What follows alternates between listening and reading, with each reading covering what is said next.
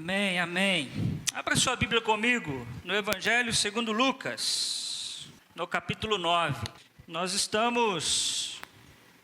Começamos no domingo passado uma nova série de mensagens chamada A Igreja Imperfeita, os desafios de sermos o que ainda não somos.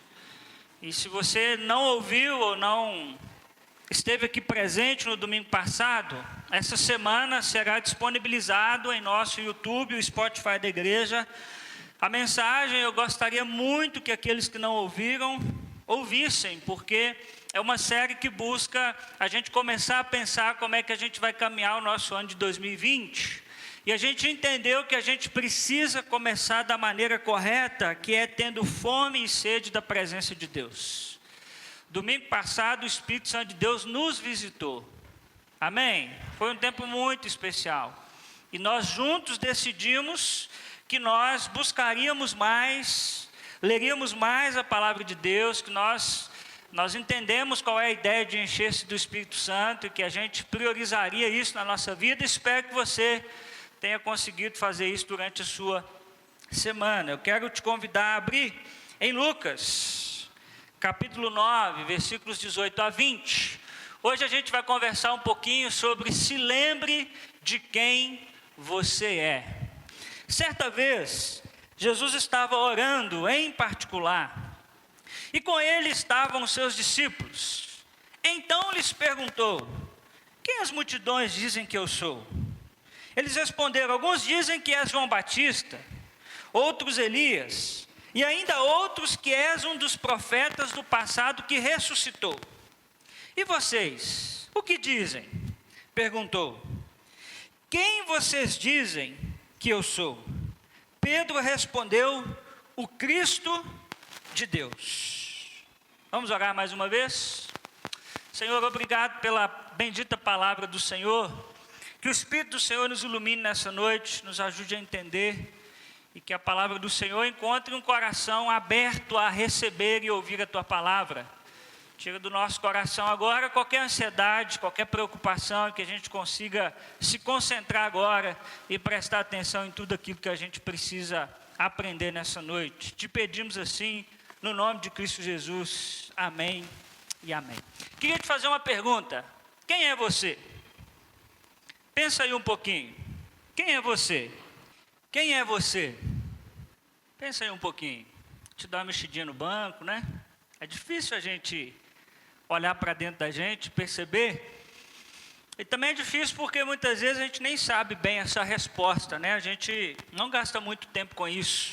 Por isso eu tenho falado tanto de terapia, tanto de psicólogo. Aliás, o Eduardo volta agora em fevereiro. Porque é importantíssimo a gente responder essa pergunta: quem sou eu?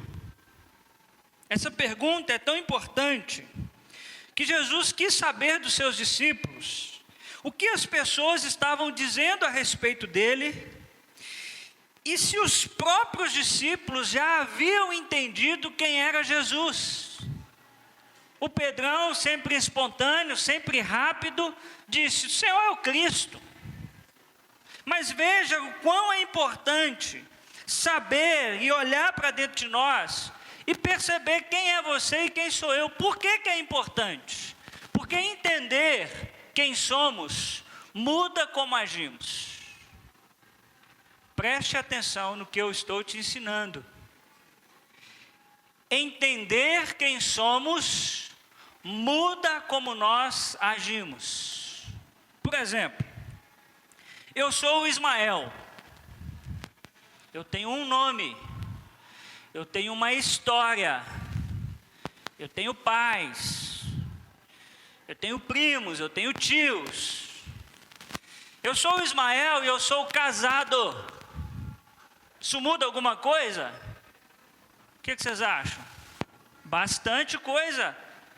Eu já não sou mais menino, eu já não sou mais moleque, eu já não faço as coisas só da minha cabeça.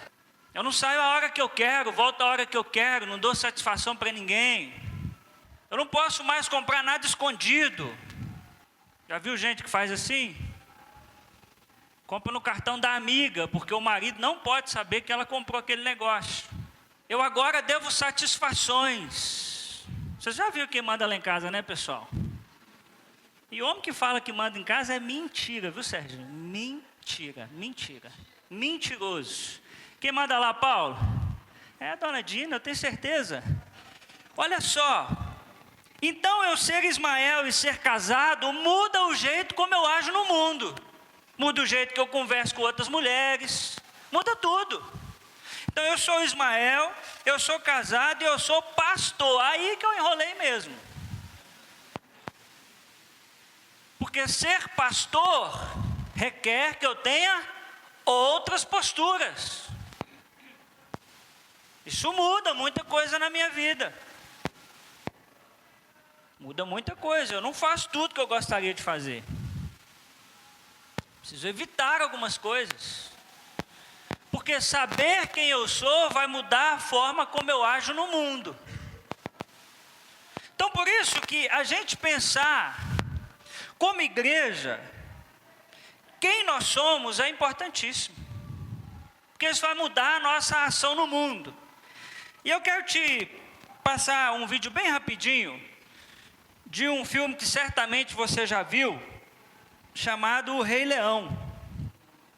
Quem já viu O Rei Leão? Quem nunca viu O Rei Leão? Gente. O filme do Rei Leão tem um momento dele que é muito interessante. Eu queria que você assistisse, é bem rapidinho, é só 2 minutinhos, mas que revela essa importância da gente saber quem a gente é.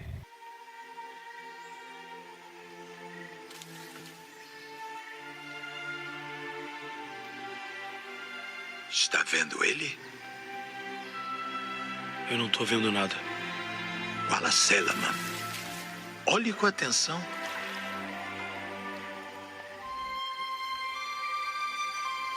Está vendo? Ele vive em você.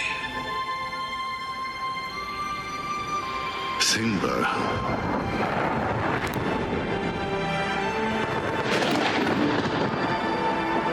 Pai. Simba, você tem que ocupar o seu lugar no ciclo da vida.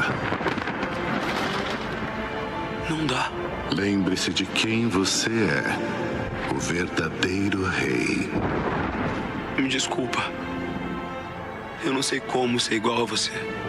Como rei, o que me trouxe mais orgulho foi ter você como meu filho. Esse orgulho acabou, não? Não, Simba. Ele é eterno. Pai, não me deixe de novo. Eu nunca fiz isso e eu nunca farei. Lembre-se de quem você é. Lembre-se.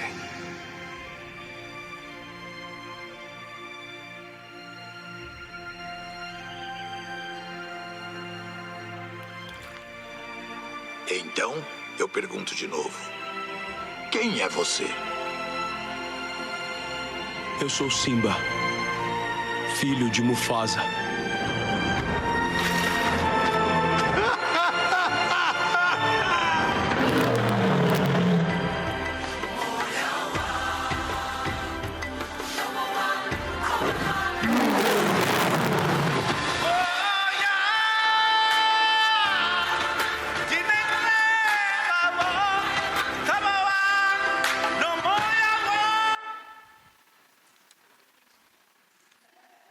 Um filme é um filme.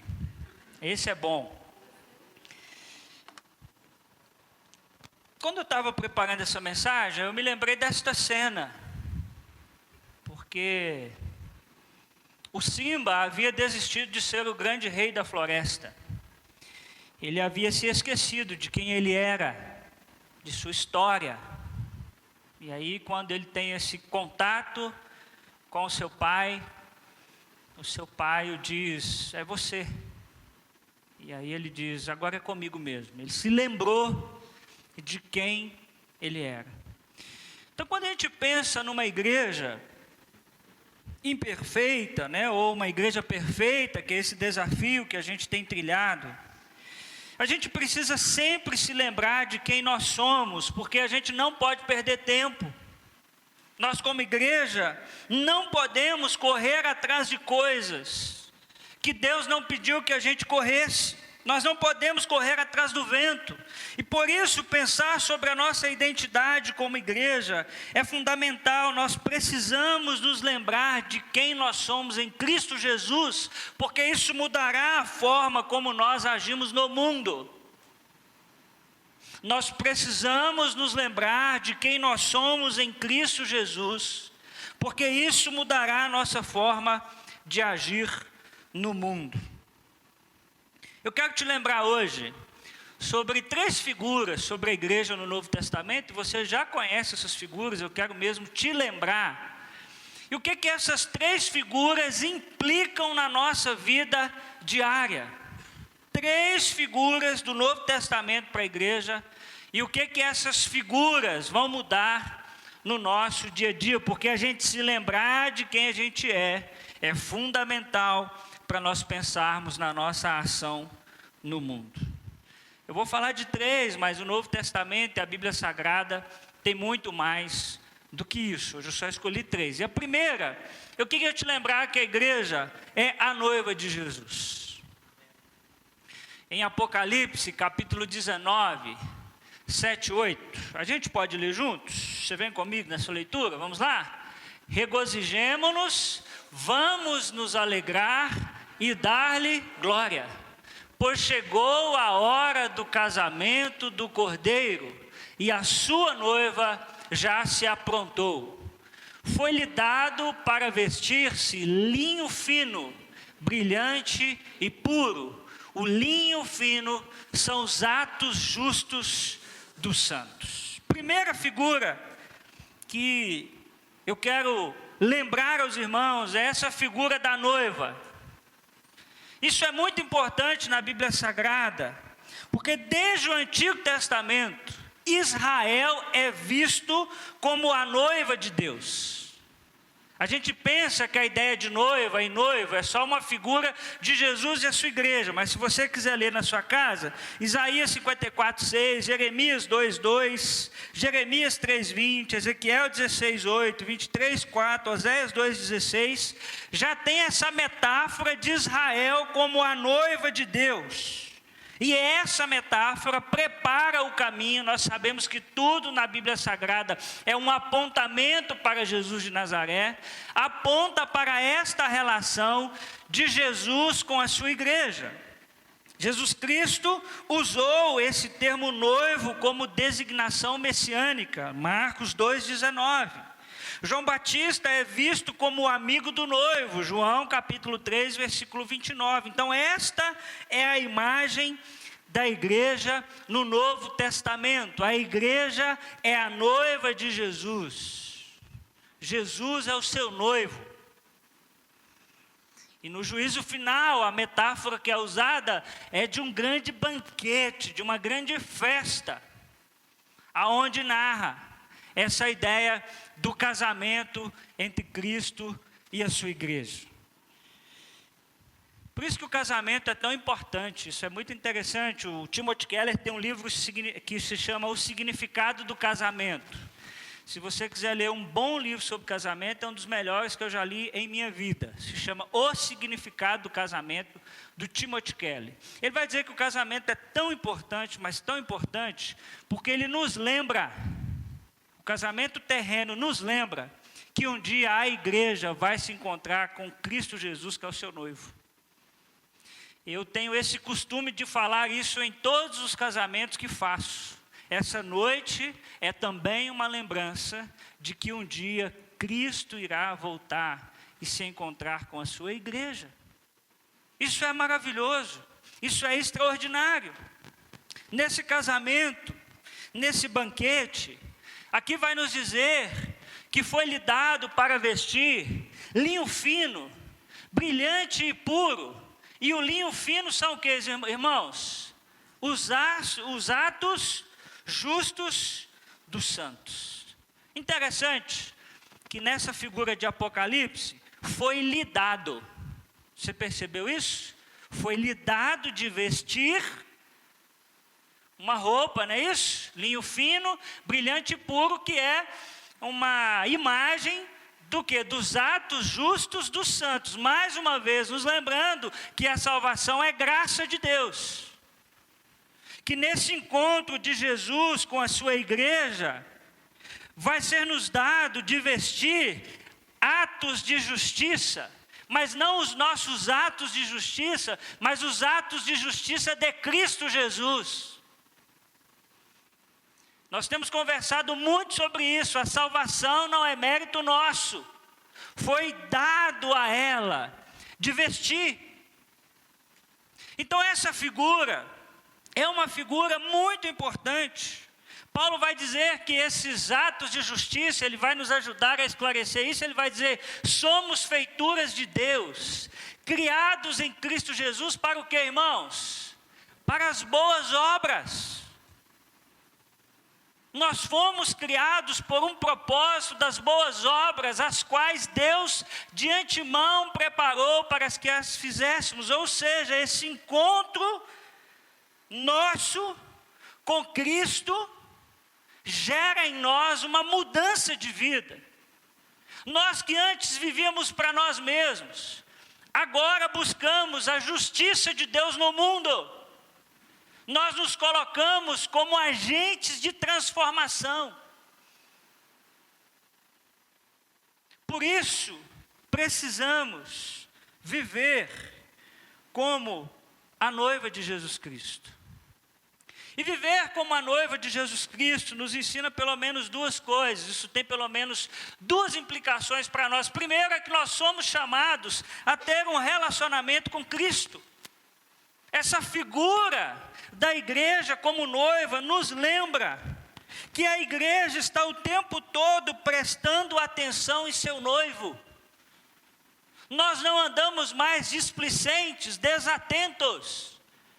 Nós estamos olhando para a Bíblia Sagrada e procurando o nosso noivo, procurando Jesus, procurando ver o que lhe agrada, como ele faz, como ele sente, como ele olha, como ele toca, o que é importante para ele. Então viver como a noiva de Jesus é entender que nós fomos chamados para ter um relacionamento com Cristo Jesus.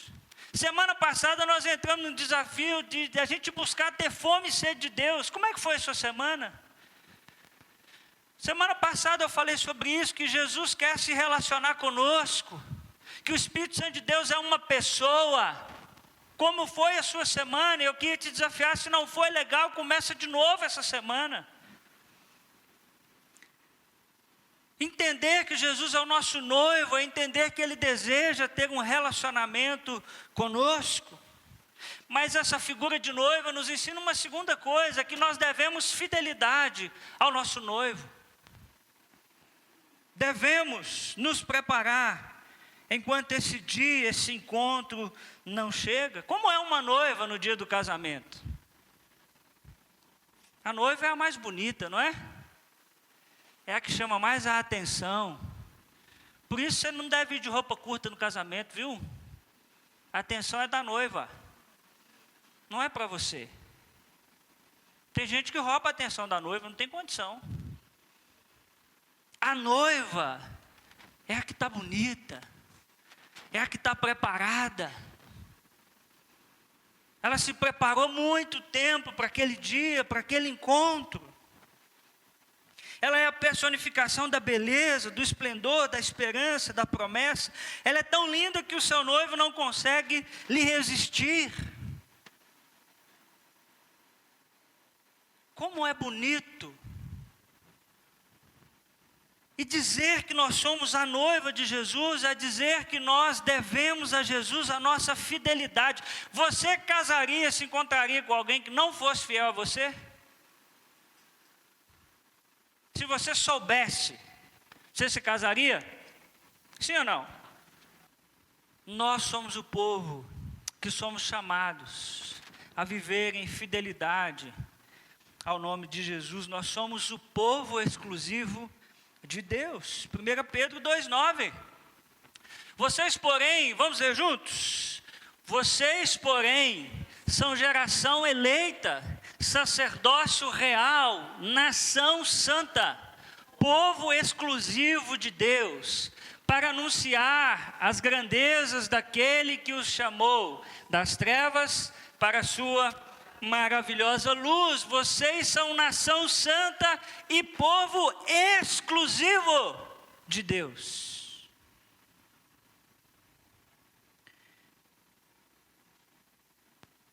Nós precisamos, irmãos, entender que nós somos chamados a honrar o nosso compromisso com Jesus. Olha o que a palavra de Deus vai nos dizer, ainda em 1 Pedro, no capítulo 1, versículos 15 a 20. Mas assim como é santo aquele que os chamou, diz aí, sejam santos vocês também, em tudo o que fizerem. Pois está escrito, sejam santos, porque eu sou santo. Uma vez que vocês chamam Pai aquele que julga imparcialmente as obras de cada um, portem-se com temor durante a jornada terrena de vocês.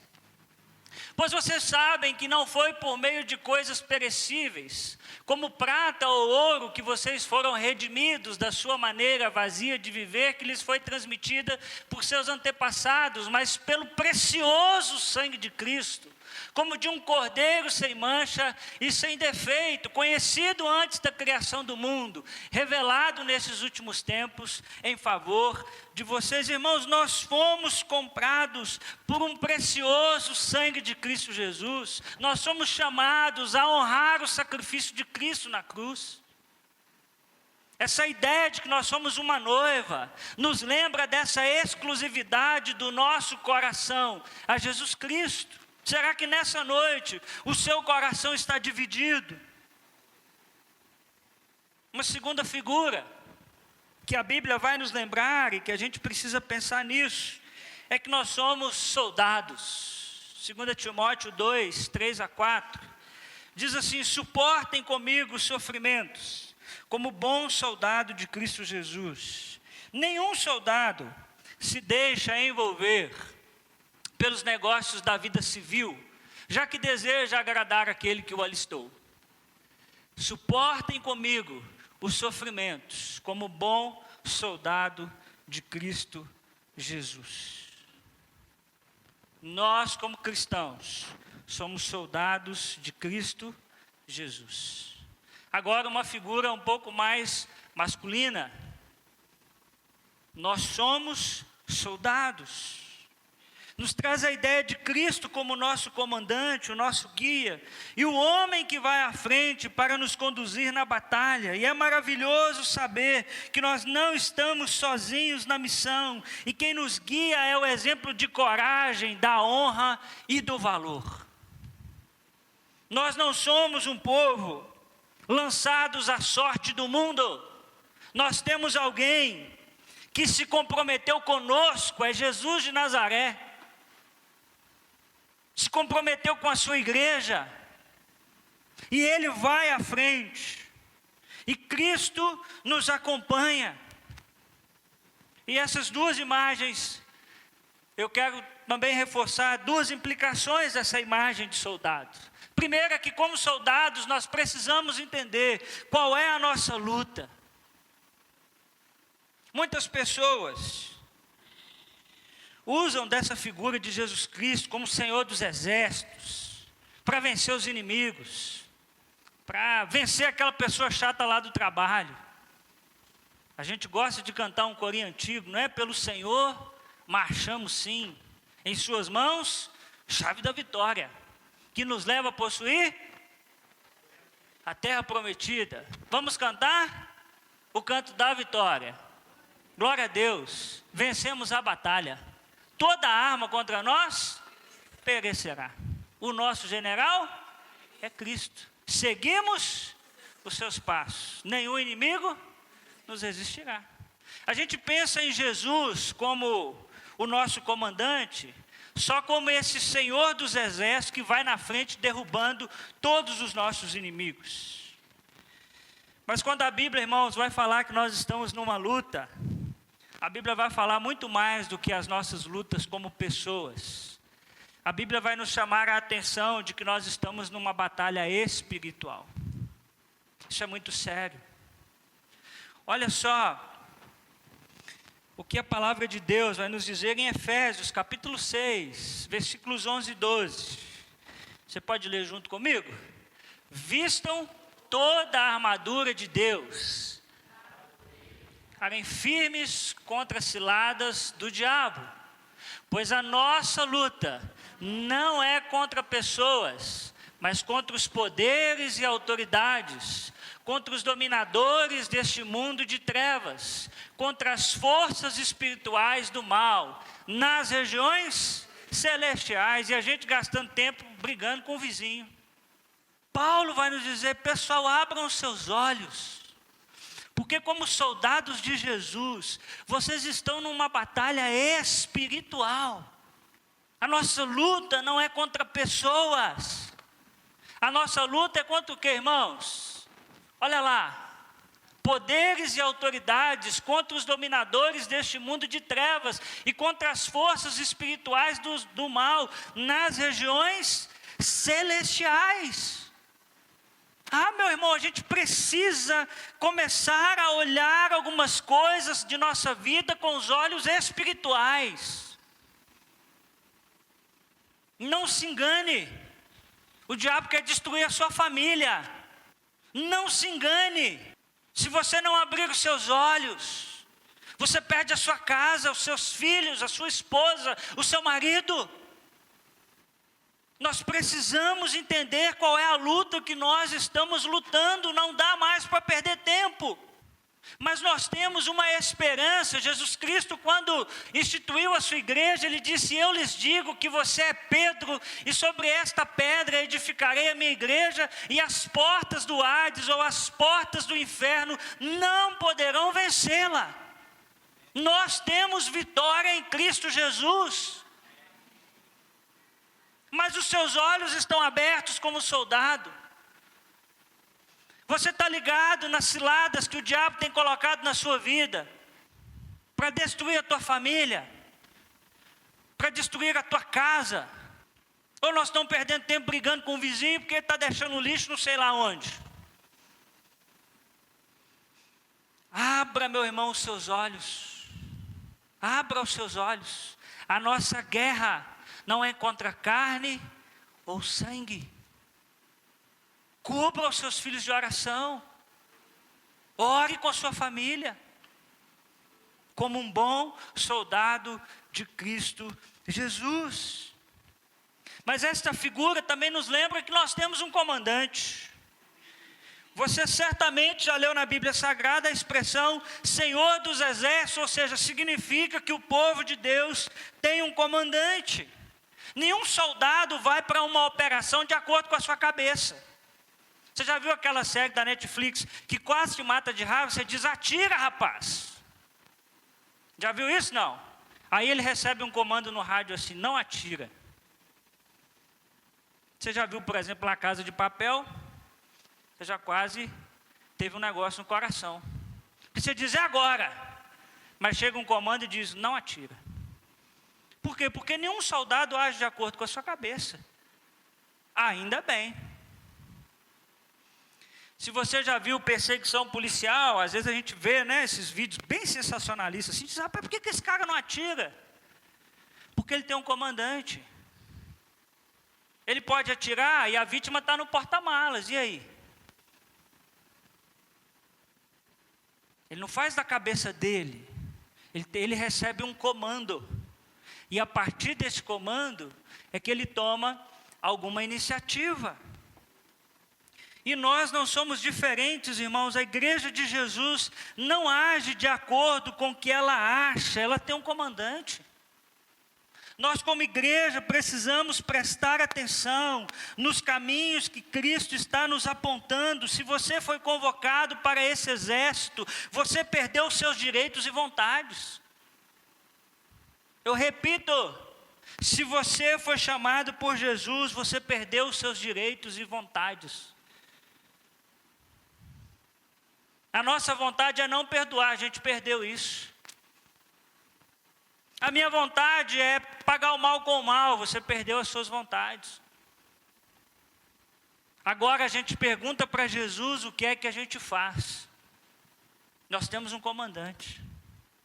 Nós não agimos à luz do que nós achamos. Olha o que 1 Pedro, capítulo 4, versículos 1 a 3 vai dizer. Portanto, uma vez que Cristo sofreu corporalmente, armem-se também do mesmo pensamento, pois aquele que sofreu em seu corpo, rompeu com o pecado. Preste atenção nessa expressão. Jesus Cristo, quando nós encontramos com Jesus Cristo, ele rompeu com o pecado, a sua morte rompeu com o pecado. Para quê? Para que no tempo que lhe resta, não viva mais para satisfazer os maus desejos humanos, mas sim para fazer a vontade de quem? De Deus. Você perdeu suas vontades. E aí, no versículo 13, ele vai dizer: no passado, vocês já gastaram tempo suficiente fazendo o que agradava os pagãos. É muito interessante essa expressão de Pedro. Pedro está dizendo: pessoal, acorda, vocês já perderam muito tempo no passado. Vocês já passaram muito tempo longe de Deus. Agora é tempo de mudança. Naquele tempo vocês viviam em libertinagem, na sensualidade, nas bebedeiras, orgias e farras, e na idolatria repugnante naquele tempo, no passado. Agora vocês têm um comandante. Agora vocês estão sob uma nova ótica. Então nós somos chamados a sermos bons soldados de Cristo. Mas uma outra figura muito importante, a Bíblia vai dizer que nós somos uma família. Você pode ler comigo Efésios 2,19? Vamos juntos? Portanto, vocês já não são estrangeiros, nem forasteiros, mas concidadãos dos santos e membros da família de Deus. Que privilégio! Romanos 8, 29 diz: pois aqueles que de antemão conheceu, também os predestinou para serem conformes à imagem de seu Filho, a fim de que ele seja o primogênito entre muitos irmãos. Na Bíblia Sagrada, Deus é chamado de nosso Pai. Já parou para pensar nessa expressão? Pai. Pai de quem? Meu? É isso que diz a oração do Pai Nosso? Pai meu que estás nos céus. É isso? Pai nosso.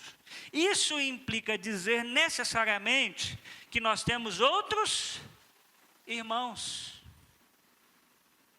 Chamar a Deus de Pai nosso é eu entender que eu tenho outros irmãos. E essa figura, irmãos, nos é cara e é o slogan de nossa igreja. Nós dizemos que nós somos mais que uma igreja, nós somos uma família.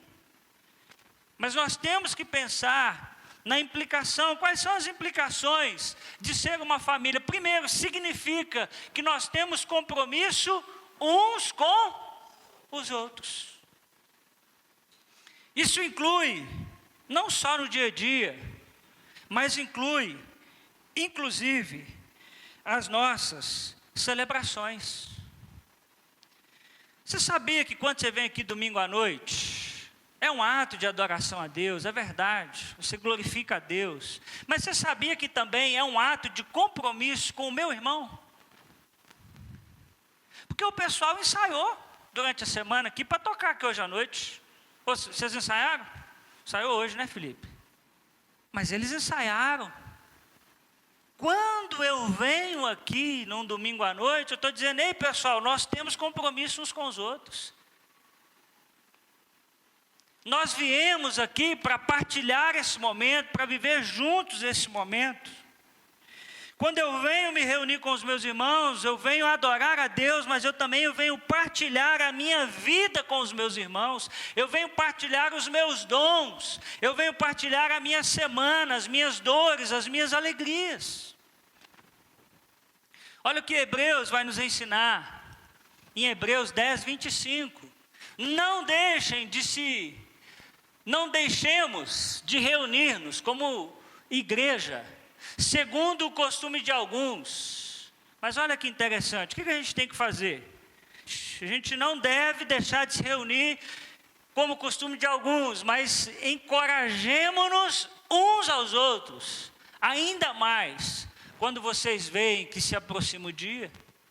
Quanto mais difícil está a vida, mais eu preciso da minha família, que é a igreja de Jesus. Mas a gente inverte essa lógica. Quanto mais difícil está a minha vida, mais eu me isolo, mais eu fico sozinho, mas eu acho que eu não tenho nada para oferecer.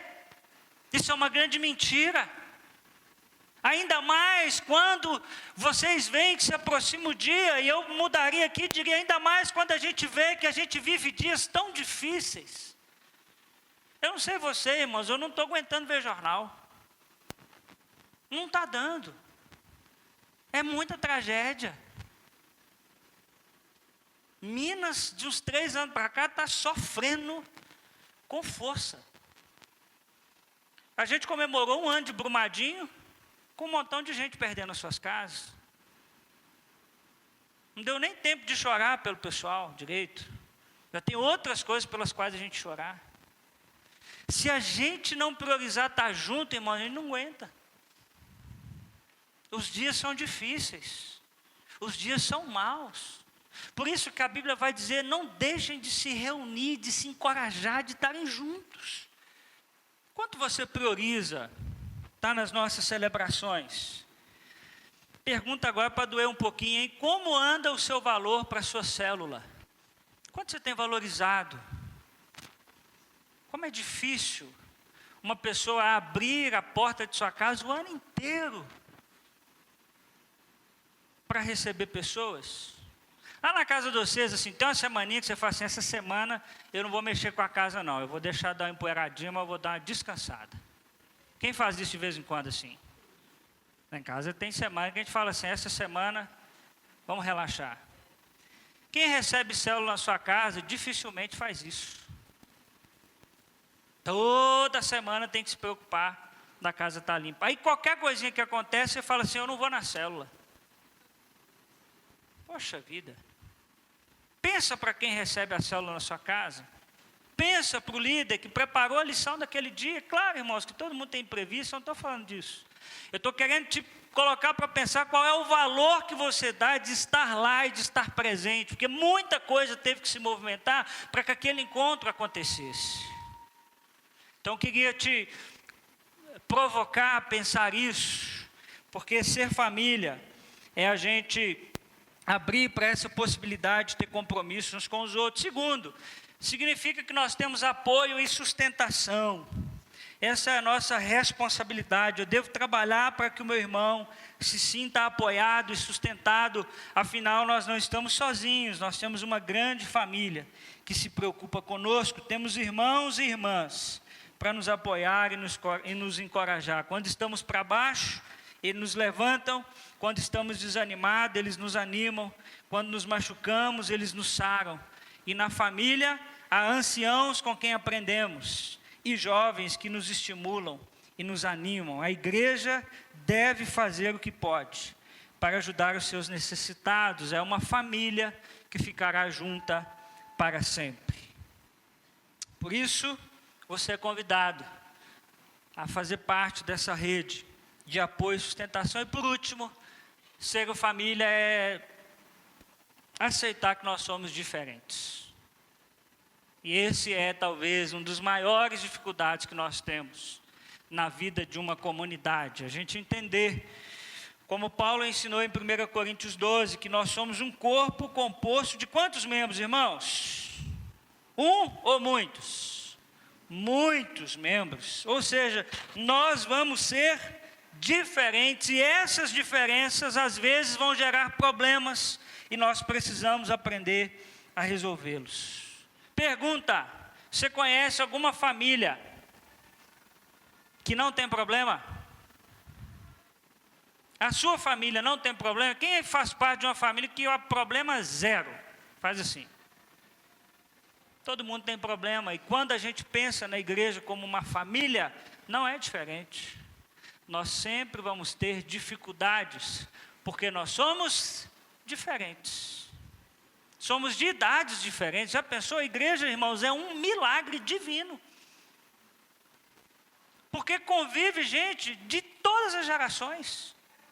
Você já pensou que é só Deus para fazer um negócio desse dar certo? É muita diferença. Então, ser igreja significa a gente aceitar isso, que nós vamos ter que aprender a lidar com as nossas diferenças e resolver os nossos conflitos, porque eles sempre estarão diante de nós. Eu quero concluir te contando uma história que eu li num livro, e esse autor conta que um amigo dele contou uma história sobre algo que aconteceu na sua época de faculdade.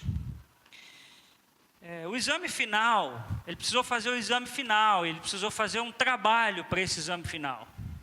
Quem estuda e já pegou o exame final sabe que é tenso, porque é a sua última chance de não jogar todo o seu semestre fora.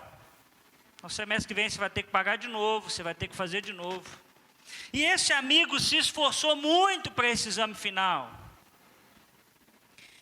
Ele precisava de 50% daquela nota, ele deu duro, se esforçou, entregou o trabalho, e vários dias depois, ele recebeu a resenha do livro de volta, rabiscadas na capa do trabalho, e o professor escreveu o seguinte: grande conteúdo, excelente bibliografia, pesquisa impressionante, reprovado.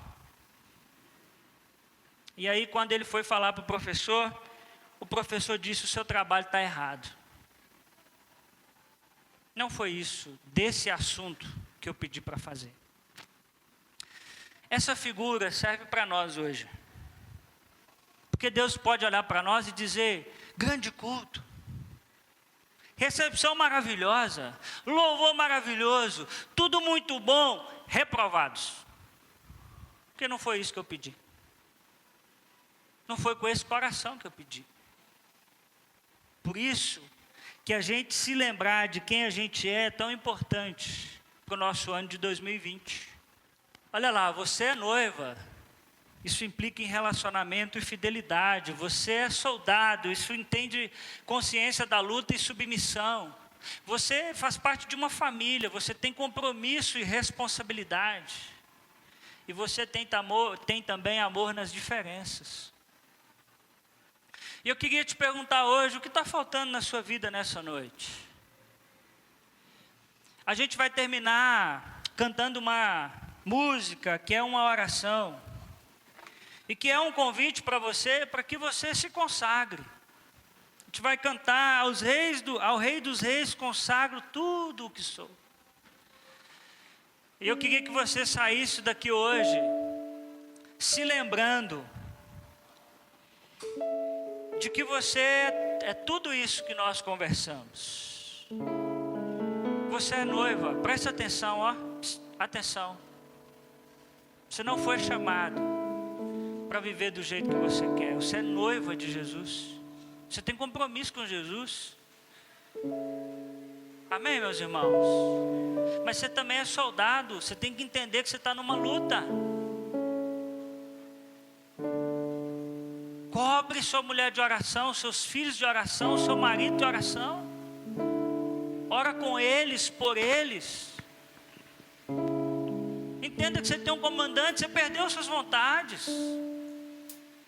O que você precisa mudar hoje? Jesus já está falando com você há um tempão e você está: eu não quero, meu coração não quer, eu não estou sentindo. Você perdeu os seus direitos e vontades. Você é soldado, você foi alistado no exército de Cristo. E você também é uma família. Considera estar numa célula. Coloca na sua casa um propósito de só faltar se não tiver jeito mesmo. Porque nós temos compromissos uns com os outros. Se nós quisermos ser uma igreja imperfeita, que caminha para ser perfeita, nós precisamos nos lembrar de quem nós somos. E que isso muda o nosso jeito de agir, de falar e a forma como nos comportamos no mundo. Por isso eu oro para que você tome uma decisão hoje. Em nome de Jesus. Amém e amém.